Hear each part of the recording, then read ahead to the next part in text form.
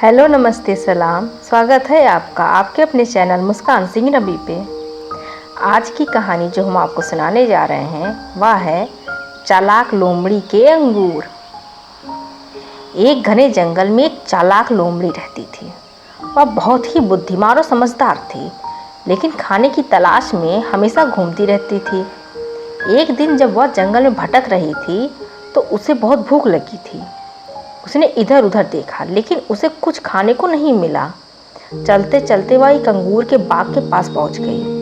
बाग में अंगूर के गुच्छे बहुत ही आकर्षक लग रहे थे। लोमड़ी की भूख और बढ़ गई और उसने सोचा, अगर मैं इन अंगूरों को खा सकूं तो मेरी भूख मिट जाएगी। उसने अंगूर के गुच्छों को पाने के लिए उछलना शुरू किया। अंगूर ऊंचाई पर थे और लोमड़ी के कई प्रयासों के बाद भी वह उन तक नहीं पहुंच सकी। हर बार जब वह उछलती, अंगूर उसके मुंह से दूर ही रह जाते। उसने बहुत कोशिश की, लेकिन सभी प्रयास विफल रहे।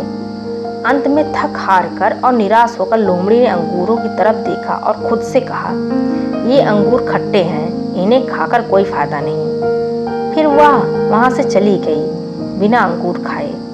इस तरह उसने अपनी हार को स्वीकार करने के बजाय यह कहकर खुद को तसल्ली दी कि अंगूर खट्टे हैं।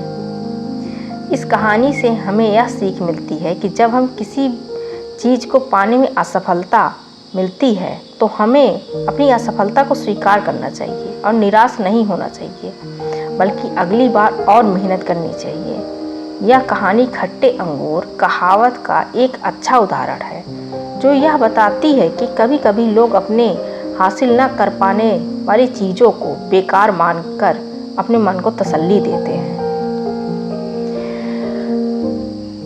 आज की कहानी बस इतनी ही। मिलते हैं अगली किसी कहानी के साथ। यदि आपको मेरी कहानियाँ पसंद आ रही हो तो मेरे चैनल को लाइक, शेयर, सब्सक्राइब करें।